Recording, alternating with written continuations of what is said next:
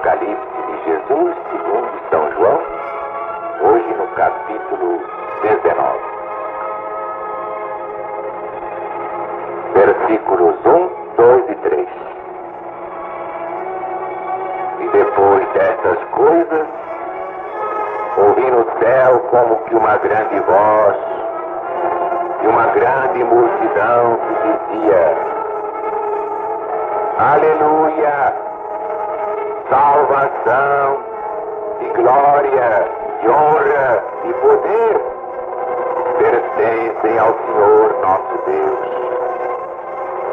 Porque fiéis, justos e verdadeiros são os seus julgamentos. Porque julgou a grande prostituta que havia corrompido o mundo com a sua prostituição.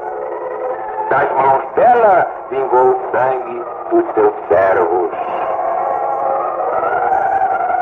E outra vez disseram: Aleluia! E o fumo dela sobe para todo sempre.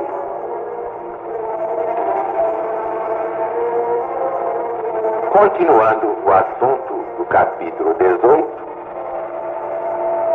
São João introduz aqui o cântico de triunfo, com que os santos remidos do Senhor irrompem sobre harpas vitoriosas, quando presenciam a completa destruição daquele grande sistema de oposição a Deus e ao seu verdadeiro culto, compreendido na grande Babilônia.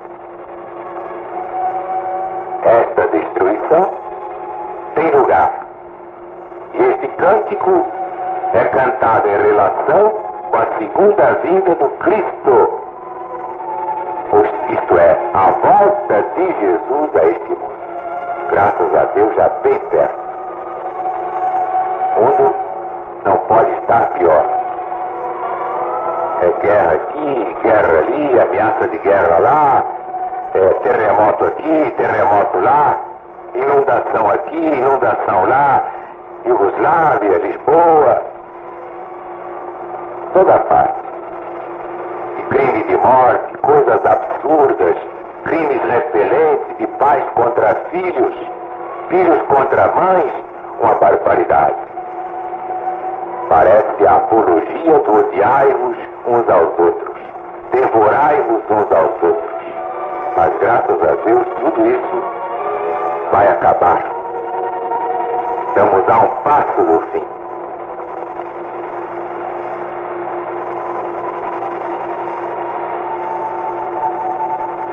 Muito interessantes estes 3 versículos abrindo o capítulo 19. A expressão para todo sempre. Acerca desta passagem, e é como se pode dizer que o seu fumo sobe para todo sempre. E a pergunta é esta: não implica esta linguagem a eternidade do sofrimento? Precisamos lembrar-nos de que se trata de linguagem extraída. E para obter uma compreensão correta, devemos procurá-la na origem e considerar o seu alcance no sentido em que aí é usado. Também muitas passagens de Jesus são aclaradas pelo Velho Testamento, porque ele conhecia bem a lei dos profetas. Então vamos ver o profeta Isaías, capítulo 34. Encontraremos a linguagem de que, com toda a probabilidade, foram extraídas expressões como esta. Debaixo da figura da Idumeia é apresentada uma certa destruição.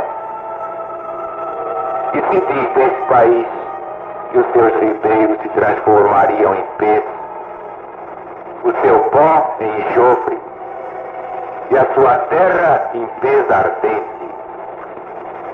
E nem de noite, nem de dia se apagaria mais, mas para sempre subiria o seu fumo. Ora, essa linguagem no Velho Testamento, da Bíblia Sagrada, é dita, como todos hão de concordar, de uma de duas coisas: ou do país particular, que se chama Idumeia, ou de toda a terra debaixo desse nome. É exatamente o caso de Israel. O Israel aqui é toda a humanidade, não é o Estado de Israel. Como se diz, esse país virou uma Gomorra, não é aquela Gomorra antiga. E assim por diante. Ora, em ambos os casos, é evidente que a linguagem deve ser limitada. É significada toda a terra, porque o capítulo abre com a dedicatória à terra em toda a sua plenitude, ao mundo e a tudo quanto ele produz. Declara-se a indignação do Senhor Deus sobre todas as nações. Agora, quer isso se refira à despovoação ou desolação da terra no segundo advento, quer aos povos purificadores que hão de purgar dos efeitos da maldição no fim do milênio, a linguagem tem de ser limitada, porque depois de tudo isto deve sair uma terra renovada para a habitação das nações dos salvos por toda a eternidade. 3 vezes é usada na Bíblia esta expressão de fumo subindo para sempre. Uma vez, no profeta Isaías, capítulo 34, do país da Idumeia como figura do planeta Terra. No Apocalipse 14, dos adoradores da besta e da sua imagem. E outra vez, no capítulo que agora estamos considerando, referindo-se à destruição da Grande Babilônia. E todas elas se aplicam exatamente ao mesmo tempo e descrevem as mesmas cenas, a destruição que sobrevém a este mundo, aos adoradores da besta e a toda a pompa da Grande Babilônia, aí pela altura da volta de nosso Senhor e Mestre Jesus. Versículo 4, capítulo 19. E os 24 anciãos e os 4 animais se prostraram e adoraram a Deus, sentado no trono, dizendo: Amém, Aleluia. E saiu uma voz do trono dizendo: Louvai o nosso Deus, vós todos os seus servos, e vós que o temeis, assim pequenos como grandes. E ouvi como que a voz de uma grande multidão. Aqui já é o versículo 5, seguido do versículo 6. E como que a voz de muitas águas, e como que a voz de grandes trovões, dizendo: Aleluia! Pois já o Senhor Deus Todo-Poderoso reina. Versículo 7. Regozijemo-nos e alegremo-nos, demos-lhe glória, porque vindas são as bodas do Cordeiro, já sua esposa se aprontou. 8. E foi-lhe dado que se vestisse de linho fino, puro e resplandecente, porque o linho fino são a justiça dos santos. É uma beleza este quadro. É a presença de Deus e que ninguém mais vai duvidar. A presença de Deus tão afirmada pelos legionários da boa vontade, mesmo que os débeis mentais achem graça. Que o Brasil está cheio de débeis mentais. É nos elevadores, nos corredores, nas repartições, nas ruas. É o país dos débeis mentais. Aqui vemos um cântico de triunfo. O Senhor Deus Onipotente, o Pai, reina. É a linguagem altissonante deste cântico. Reina no tempo presente e reinou sempre na realidade, embora não tenha sido executada há mais tempo a sentença contra uma obra má. Mas agora reina pela clara manifestação do seu poder na subjugação de todos os seus inimigos. Não há mais tempo para perder, não. Agora é o bem ou o mal. É o Cristo ou o anticristo. Trate cada um de tomar a sua posição. Não há mais tempo. Até Satanás já está avisado que não terá mais tempo. Então diz o Apocalipse: alegremo-nos, porque vindas são as bodas do Cordeiro, e a sua esposa se aprontou. Quem é a esposa? A mulher do Cordeiro de Deus. E que são as bodas? Temos diante de nós um vasto campo de meditação, material para uma exposição mais longa do que o permite o desígnio desta obra. Evidentemente, a esposa do Cristo é a Nova Jerusalém celestial. Isso é mais extensamente focalizado no capítulo 21, que vamos ver por esses dias. As bodas do Cordeiro são a sua recepção desta cidade. Quando ele recebe esta cidade, recebe-a com a glória e a metrópole do seu reino. Por isso, com ela, recebe o seu reino e o trono do Pai Davi. Claro, pela genealogia humana, porque seria absurdo que Jesus tivesse nascido de Davi, mas era para que se cumprisse a Escritura, como observou tantas vezes São Mateus Evangelista. Mas, como dizia, isto é um acontecimento designado pelas bodas do Cordeiro. Que a relação matrimonial é muitas vezes tomada para ilustrar a união entre o Cristo e o seu povo, é fato já de há muito assentado, mas as bodas do Cordeiro, de que aqui fala o vidente de Patmos, são um acontecimento definido, que tem de acontecer num tempo definido. Isso é a declaração de que o Cristo é a cabeça da igreja, como o marido é a cabeça da mulher. São Paulo aos Efésios, capítulo 5, versículo 23. Prova que a igreja é agora a esposa do Cordeiro. Então as bodas do Cordeiro já tiveram lugar há muito. Mas isso, evidentemente, não pode ser segundo esta passagem. Por quê? Porque as localiza no futuro. São Paulo dizia aos coríntios que os tinha desposado com o marido, a saber, o Cristo de Deus. Isto é verdade acerca de todos os crentes em Deus. Mas embora esta figura tenha sido usada para significar a relação em que passavam a ficar com o Cristo, seria um fato que as bodas do Cordeiro se efetuaram em Corinto, no tempo de São Paulo, e tem continuado durante os passados 19 séculos? Evidentemente não. Então voltaremos a apresentar no capítulo 21 outras observações sobre este ponto. Mas se a cidade é a noiva, perguntarão, como pode dizer-se que ela se aprontou? Vamos responder que aqui é uma figura da personificação.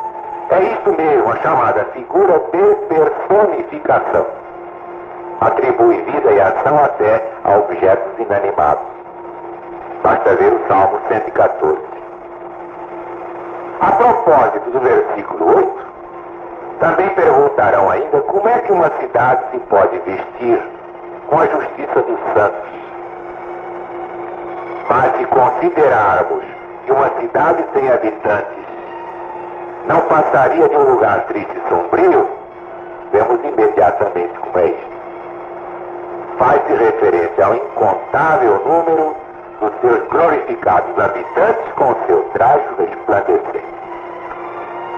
Então o vestido lhe foi dado. O que significa lhe ser dado o vestido? Encontramos a explicação no profeta Isaías, capítulo 54. E também no apóstolo São Paulo, aos Gálatas, capítulo 4, versículos 21 a 31. À cidade da nova aliança são concedidos muitos mais filhos do que a antiga aliança. Estes são a sua glória e regozijo, o seu motivo de aleluia. O belo traje desta cidade, por assim dizer, consiste nas hostes dos remidos de seres imortais que andam em suas ruas de ouro. No versículo 9, e me disse: escreve, bem-aventurados aqueles que são chamados à ceia das bodas do Cordeiro. E me disse: estas são as verdadeiras palavras de Deus. 10. Eu me lancei a seus pés, mas ele disse: olha, não faças tal, sou teu conservo e de teus irmãos que têm o testemunho de Jesus. Adora a Deus, porque o testemunho de Jesus é o espírito de profecia. Isso é muito importante. Primeiro, a ceia das bodas do Cordeiro. Muitas são as alusões a esta ceia das bodas do Novo Testamento. Há mesmo referência a ela na parábola das bodas do filho do rei. Evangelho segundo São Mateus, capítulo 22, versículos 1 a 14. Evangelho de Jesus segundo São Lucas, capítulo 14, versículos 16 a 24. É a altura em que comeremos pão no reino de Deus, quando formos recompensados na ressurreição dos justos. São Lucas 14, versículos 12 a 15. É a altura em que beberemos de novo do fruto da videira com o nosso Redentor no seu reino celeste. Mateus 26, 29, Marcos 14, 25. E ainda Lucas 22, 18. É a altura em que nos havemos de sentar à sua mesa no seu reino.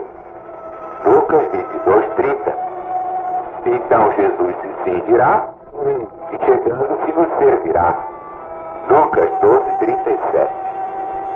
Bem-aventurados realmente os que têm o privilégio de participar deste banquete celestial. Está acima do nosso entendimento. Finalmente, esta passagem do conservo. Olha, não faças tal, sou teu conservo e de teus irmãos que têm o testemunho de Jesus. Adora a Deus, porque o testemunho de Jesus é o espírito de profecia. Ora, pensem no Papa, se ele seria capaz de dizer uma coisa dessa. Qualquer chefe que gosta de ser chamado mestre, mestre pra cá, mestre pra lá, mestre acolá. Graças a Deus, desde o primórdio da RBV, eu fiz esta proibição. Ninguém me chame mestre. Mestre só é um. Jesus. Pai só há um. É Deus. Ninguém mais é pai, coisa nenhuma. Uma palavra sobre o versículo 10. A propósito dos que pensam que encontram aqui um argumento para a inconsciência e a morte, está contraditado. Aqui está provado que o espírito é imortal. A morte não termina coisa alguma. A morte é um boato. Se Deus nos criasse para nos matar, então era melhor que morrêssemos já, imediatamente. Esperar o quê? Mais 2, 10, 5, 20, 80 anos, e daí? Se tem de morrer um dia, morra já. Se temos de morrer um dia, morramos já. Mas não. Aí está o espírito mais vivo do que quando na carne. A pessoa empregada para dar o Apocalipse a João é chamada um anjo. E os anjos são os espíritos, aqueles que já se purificaram, já não precisam mais de envoltório carnal ou material. E diz que há um conservo de João, como tinha sido conservo dos seus irmãos profetas. Ora, a palavra conservo significa que todos eles andaram em comum como servos de Deus. Adorar a Deus, não a mim. Basta ver, a propósito, capítulo 1, versículo 1, seu anjo. Isso é muito importante. Prova a humildade desses espíritos de luz. São os anjos, quer dizer, já foram homens. O anjo não foi fabricado com asinhas, não, bonitinhas. Isso é a criação de cada um. Você pode se tornar um diabo ou um anjo. Diabo pela maldade e um anjo pela bondade. Todo o bem que você faz vai purificando a sua alma, o seu espírito. Você um dia será anjo. Aí está. A evolução incessante vem lá do mineral, passa por vegetal, para a escala animal, depois para o chamado reino hominal e depois o reino angelical. E não para aí não. Vai subindo, subindo sempre, até ser um com Jesus. E então um dia poder dizer, como ele pode dizer, eu e o Pai somos um. É muito importante. Não faças tal, não te ajoelhes diante de mim. Sou apenas um servo como tu és. E como os meus irmãos profetas o foram. Adora a Deus, meu amigo, que há? Nada de ajoelhar-se diante de mim? Não mereço isto. É formidável. E tanta gente querendo que a humanidade se ajoelhe e lhe beije a mão. Beijar a mão de homem, hein? É a gente se ajoelhar diante de homem. É muito descaramento, Deus me perdoe. Mas enfim, falta pouco para acabar essa palhaçada toda, porque aqui para nós a gente aguenta, mas com a vontade imensa de pois é, vomitar, né? Deus se compadeça de tanta burrice, de tanta santarronice, de tanta parvoíce. Brevemente, podemos dizer, ora vem, Senhor Jesus, até que enfim, que a paz de Deus esteja com todos